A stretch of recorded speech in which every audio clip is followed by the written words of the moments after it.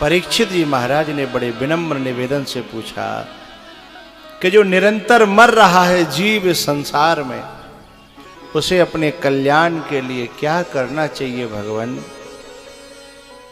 क्योंकि हम लोगों ने तो इतना ही अपना जीवन समझ लिया है कि सुबह जगो, काम पे जाओ, कमा कमा के खेत खरीद लो, जमीन खरीद लो और फिर मर जाओ। क्या यही जीवन है? ना ना, कमाना कोई बुरी बात नहीं है, लेकिन कमाने के बाद कुछ ऐसा कर जाना जो इस लोक में भी सम्मान हो और उस लोक में भी सम्मान हो।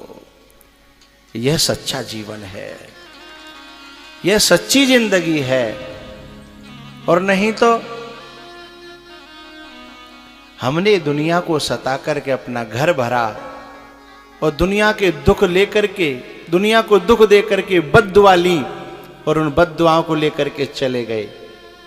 न इस लोक में नाम हुआ, न उस लोक में नाम हुआ।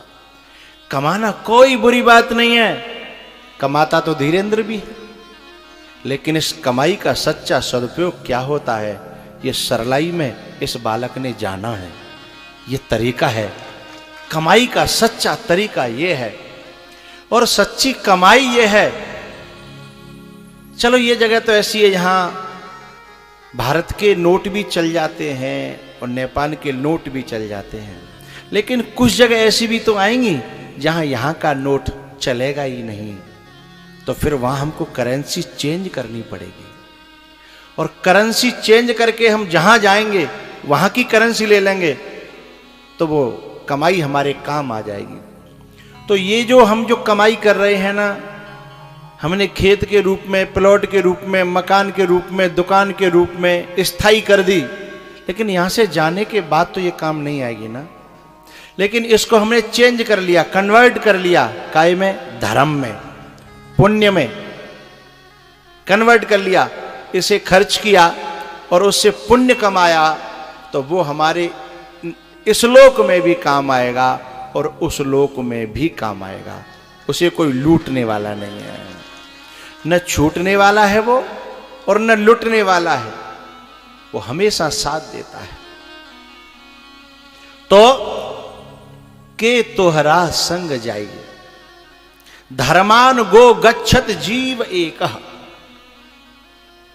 जब व्यक्ति यहां से जाता है तो उसके साथ में परिवार का कोई नहीं जाता, संपत्ति ये नहीं जाती, लेकिन दो चीज जाती हैं, धर्म और अधर्म, पुण्य और पाप। जब पाप जाते हैं तो उसे नरक तक ले जाते हैं, और यदि पुण्य जाते हैं तो उसे स्वर्ग तक, या फिर वैराग्य साथ में है तो परमात्मा तक, वैकुंठ तक उसकी यात्रा पूरी कराते हैं, और फिर वो लौट आते हैं।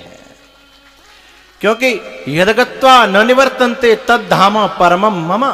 भगवान कहते हैं कि एक बार कोई जीव मेरे पास तक आ जाए तो फिर मैं उसे गिरने नहीं देता, मैं उसे नीचे जाने नहीं देता, मैं अपने पास रखता हूं। सच्ची कमाई है ये। लाभ के कछु हरि भगत समाना। हरि भक्ति, हरि साधना के समान तीनों लोकों में कोई फायदे का सौदा नहीं है।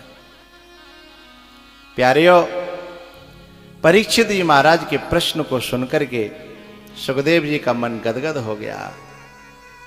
बड़े गदगद हुए सुखदेव जी, वाह राजन, कितना सुंदर प्रश्न तुमने किया। वर्यान एषते प्रश्नः कृतो लोक हितम नृप आत्मविद सम्मतः पुंसाम श्रोतव्यादिषु यह परः। बोले ये तेरा प्रश्न इतना सुंदर है। कृतो लोक हितम नृप, ये प्रश्न तुम्हारा सारे संसार का, सब लोकों का हित करेगा, क्योंकि इसी प्रश्न से पूरी भागवत की कथा ने जन्म लिया।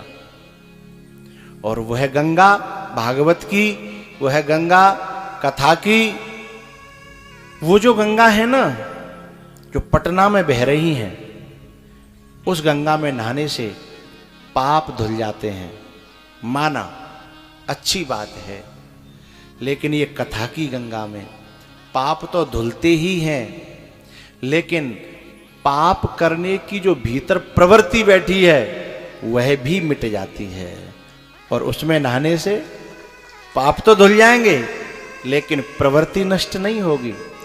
और जब तक जड़ नष्ट नहीं होगी तो पुनरपि जननम पुनरपि मरणम पुनरपि जननी जठरे शयनम, बार बार का वो बना रहेगा। फिर गंगा जाओ, फिर पाप करो, फिर धोके आओ, फिर पाप करो, लेकिन पाप करने की प्रवृत्ति ही मिट जाए, ऐसी क्षमता भागवत की गंगा में है।